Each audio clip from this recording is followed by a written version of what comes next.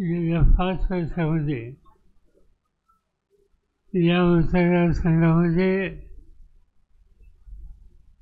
एक ऐतिहासिक बदल होतोय. त्याचं चित्र किंवा सगळ्यांच्या समोर वास्तव चित्र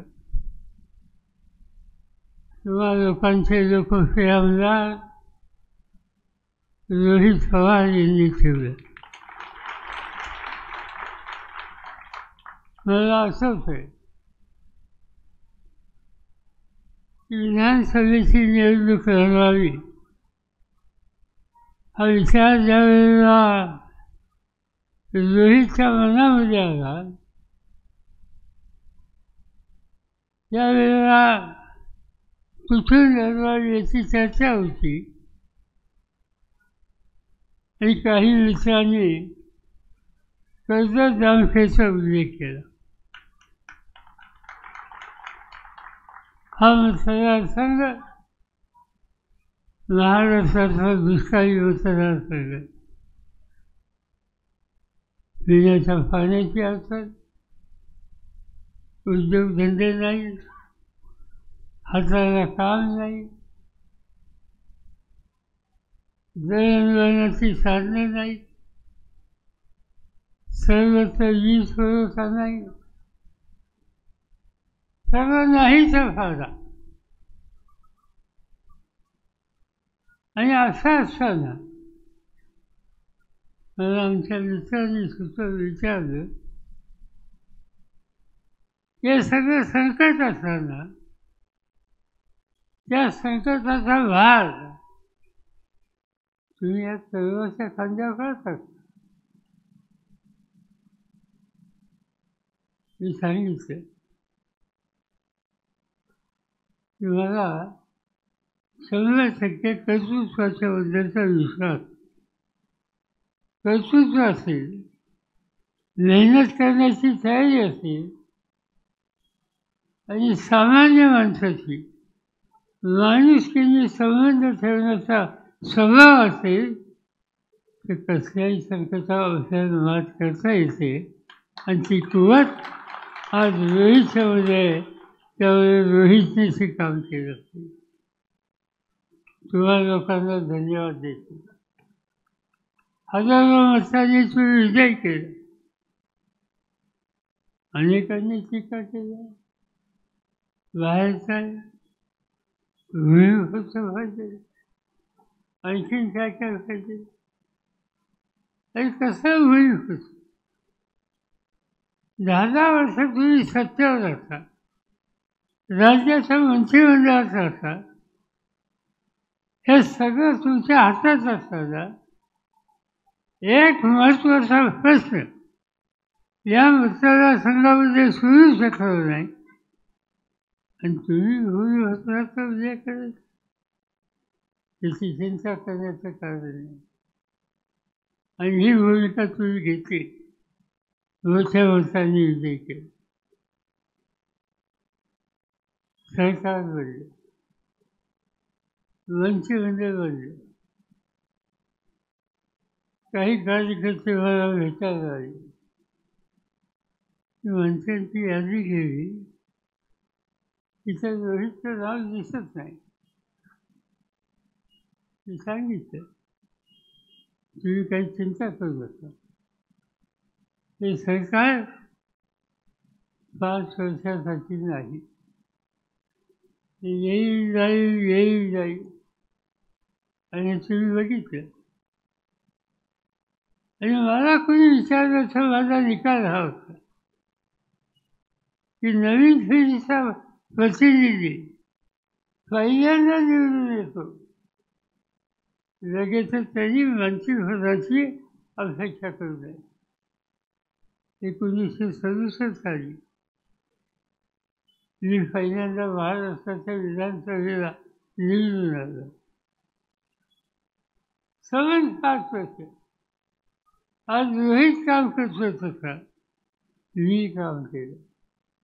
वंचित झालो नाही, पदाची अपेक्षा केली नाही. रोहितने सुद्धा कधी पदाची अपेक्षा आम्हा लोकांच्याकडं पक्षाकडे केली नाही. तुमच्यासारखे कार्यकर्ते म्हणत होते, पण रोहितने कधी सांगितलं नाही मला वंचित. आणि मी सांगितलं कुणालाही की 2-2.5 वर्षाच्यासाठी वंचित करायचं त्याच्यावर माझा विश्वास नाही. मी काय 5 वर्ष वंचित नव्हतो,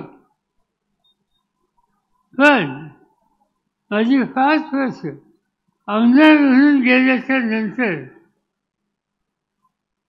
1972 सालाच्या नंतर एक दिवस असा गेला नाही सत्तेचं हे नाही तर ते ठिकाण आम्हाला लोकांच्या पुढे आलं.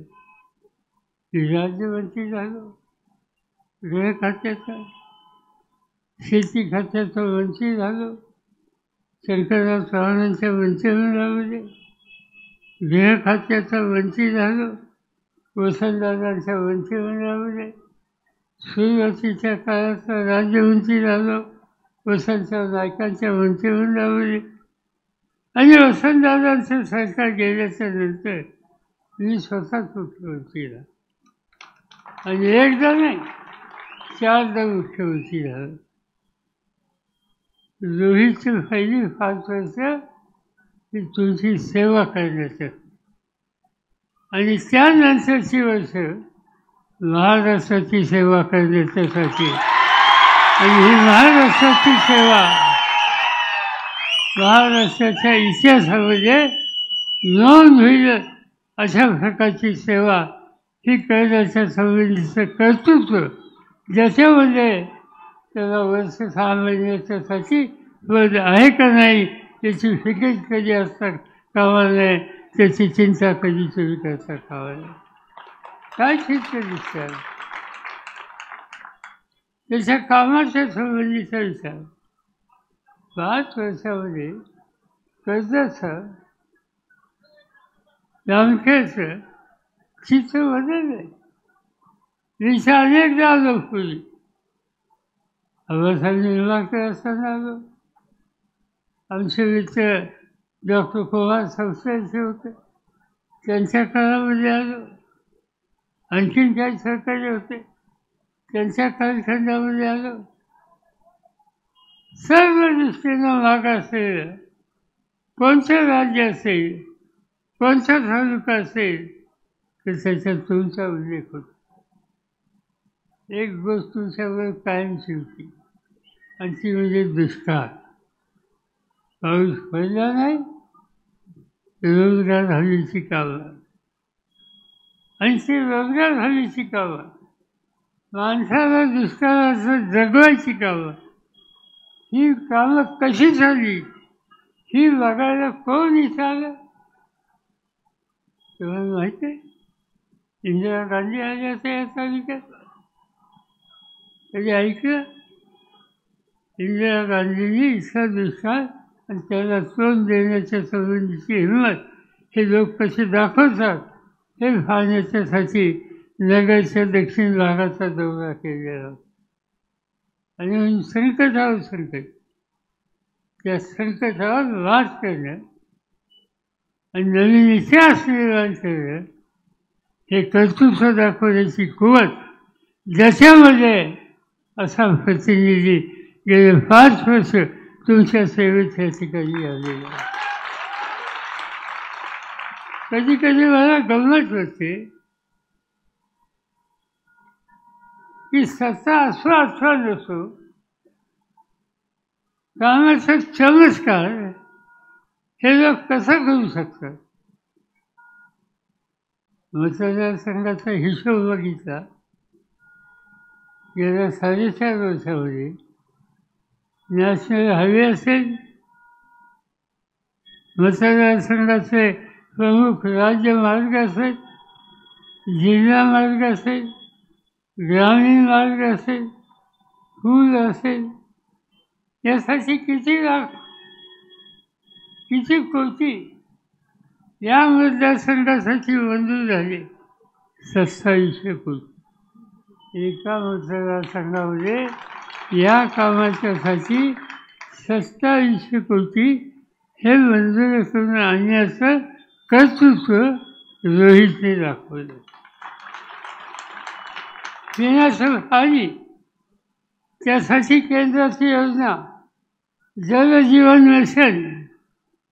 त्या जल जीवन मिशनच्यासाठी तुमच्या मतदारसंघामध्ये निधी किती आणला? 300 कोटी. जामखेड शहर नळ पाणी पुरवठा योजना जे काम सुरू आहे त्याच्यासाठी 180 कोटी एका गावाच्यासाठी आज या ठिकाणी आणलं. वीज हा नेहमीचा प्रश्न. तिथे गुणवत्ता वाढेल कशी याच्यामध्ये लक्ष घातलं. 120 कोटीचा आराखडा मंजूर करून घेतला आणि माझी खात्री आहे येत्या 2 ते 3 वर्षामध्ये 1 वाडी 1 वस्ती 1 घर विजेच्या शिवाय राहणार नाही हे चित्र या ठिकाणी निर्माण केले. समाजाचं काम करत असताना लहान माणसाकडे लक्ष देणं हे लोकप्रतिनिधीचं कर्तव्य असतं. दलित असतील, छोटे घटक असतील, त्यांच्या निवासाचा प्रश्न. केंद्र सरकारची योजना आहे दलित वस्ती सुधार. त्या दलित वस्ती सुधारण्यासाठी आज या मतदारसंघामध्ये 50 कोटी मिळाली. अशा अनेक गोष्टी सांगता येतील. इथे हॉस्पिटल त्याची क्षमता वाढली. महसूल खात्याच्या कर्मचाऱ्यांच्या निवासाची व्यवस्था झाली. सिद्धतेक ते कोटी मार्गाच्यासाठी आशिया बँकेच्याकडून 180 कोटी रुपयाचं कर्ज मंजूर केलं.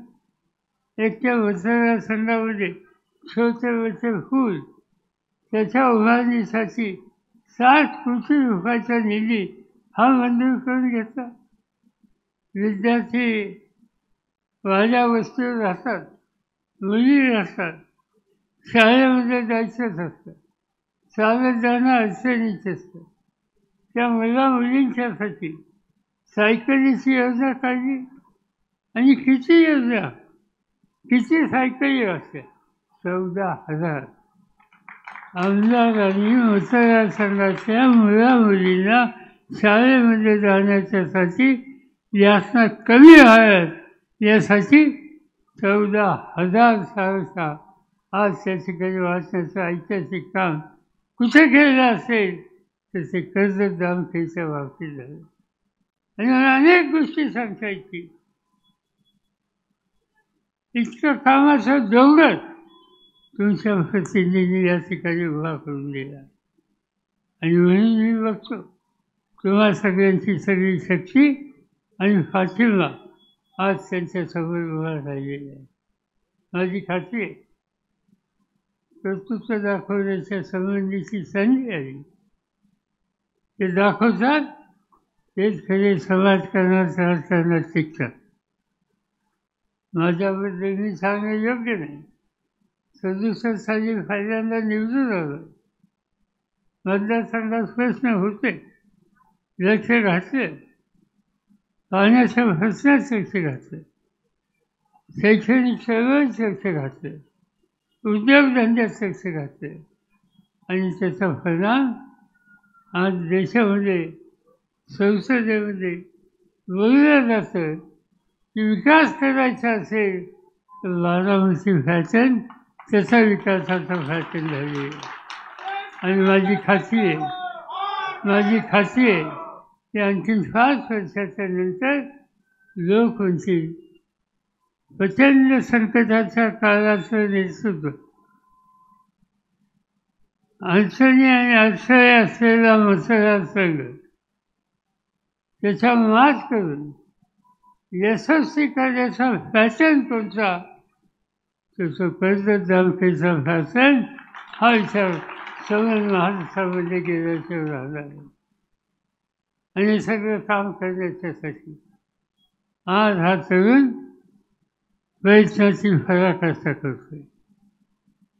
मला कधी कधी गंमत वाटते, जे लोक सत्तेत होते, विधिमंडळात होते, आज सत्ता असेल असं नसेल, पण ज्या भागाचे जनतेने सत्ता दिली त्यांच्यासाठी काहीतरी होत असेल तर त्याला मदत करूया, हे तर कर्तव्य आहे. पण कमीत कमी मदत करणं शक्य नसेल त्याचा अडथळा आणू नका. आज या तालुक्यामध्ये काही नवीन होतं म्हणल्याच्यानंतर त्याला अडथळा आणायचा, त्याला स्थगिती आणायची. उभं करण्याच्यासाठी अक्कल लागते. उभं केलेलं उद्ध्वस्त करायला अक्कल लागत नाही. आणि हे लोकांना पचलेलं आहे. आणि म्हणून उभं करण्याची ताकद, धमक ज्याच्यामध्ये त्याच्या भातीची उभा राहायचा निकाल तुम्ही लोकांनी घेतला, ते चित्र आज या ठिकाणी दिसतंय. याचा मला मनापासूनचा आनंद आहे. महाराष्ट्राचा चेहरा बदलायचा. महाराष्ट्र एक वेगळं राज्य. यशवंतराव चव्हाणांच्यासारखा दूरदृष्टी असलेला नेता हा महाराष्ट्राला मिळाला. एका काळाचं विकासापासून दूर असलेले राज्य त्या विकासाच्या वाटचालीवर कसं आणायचं या दृष्टीनं चव्हाण साहेबांनी प्रयत्न केले.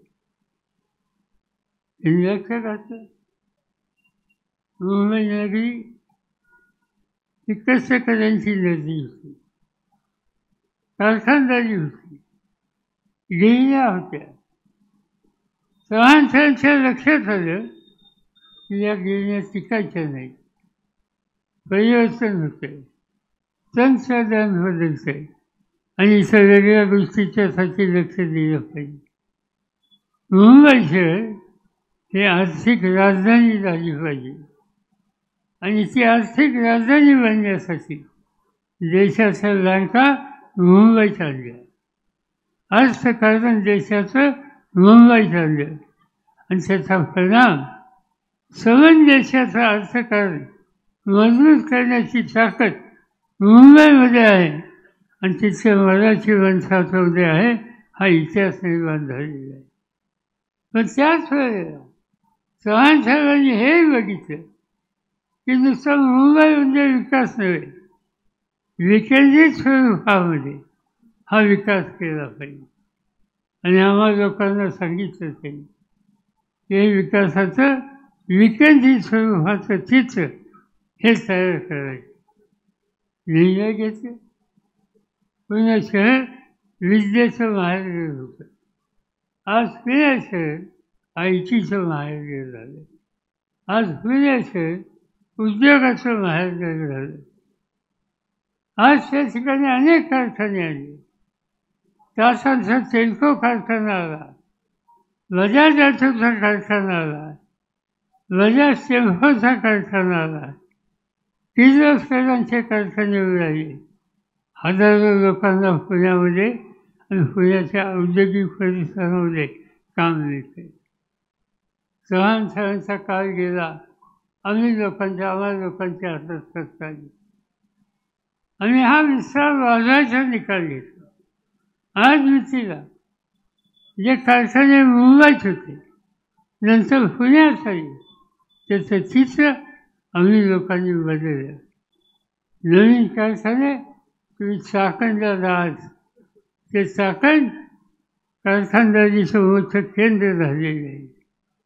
तुम्ही आज या ठिकाणी रांजणगावला जा, दुष्काळी गाव होतं, आज त्या ठिकाणी कारखानदारी उभी राहिली, हजारो लोकांना काम मिळते.